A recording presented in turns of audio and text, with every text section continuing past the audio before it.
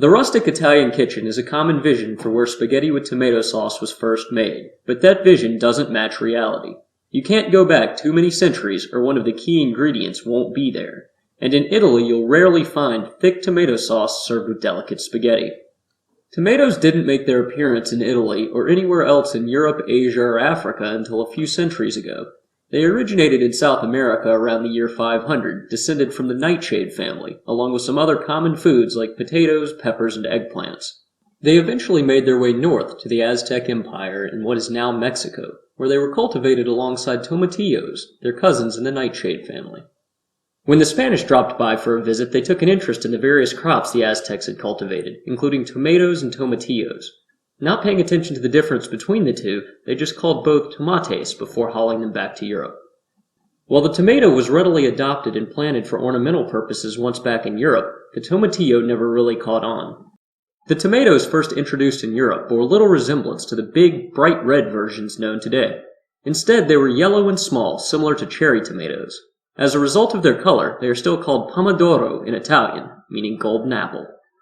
In an era of European colonial expansion, the spread of tomatoes was hardly limited to the Mediterranean. Throughout the 16th and 17th centuries, tomatoes were carried far and wide to all of Europe, Northern Africa, and South Asia, where they thrived in warm climates. Europeans didn't immediately adopt tomatoes into their diets because of the belief that they were poisonous. The huge influx of new plant species to Europe proved overwhelming to scientists, so they began ascribing the characteristics of new plants to others in the same family. With some well-known poisonous relatives in the nightshade family, tomatoes got a bad rap as potentially deadly, but over time Italians managed to get over that fear.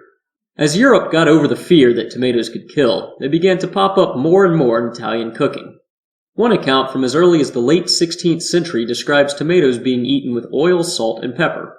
Unsurprisingly, some of the earliest recipes cited in Italian cookbooks originated in Spain, given that the Spanish were behind their distribution.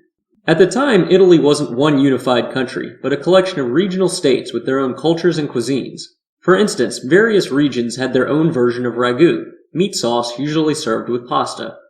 Ragu alla Bolognese, made with tomato paste and diced meat, is similar to spaghetti sauces you'd find in a jar, even lending its name to a popular brand. However, it's not served with delicate spaghetti, but rather with larger noodles like tagliatelle or lasagna that can stand up to the thick, meaty sauce. Italian cuisine made its way to the United States with the influx of Italian immigrants in the late 1800s. Coming from all over Italy, they often settled together in the same neighborhoods, where their unique regional cuisines melded together, leading to elements of dishes that didn't necessarily fit together, like thin spaghetti and hearty ragu, being brought together into one new dish. The major limitation of tomatoes as a food source was how quickly they spoiled. As opposed to other staples like grains or potatoes, tomatoes went bad only a few days after being picked, meaning they could only be used near where they were grown. That problem was solved at the end of the 19th century with improvements to canning and mechanization. With the rise of the tomato canning industry, in which a large number of Italian Americans found work, tomatoes could now be stored for long periods and distributed anywhere. A good marketing campaign away from riches, the large Italian-American contingent in the tomato canning business began pushing authentic Italian dishes, usually hodgepodges that came about from melding different Italian cuisines. Naturally, these recipes played up the use of tomatoes. While this served the canner's purpose of creating a larger market for their product, it also instilled a false idea of what constitutes authentic Italian food that persists to this day.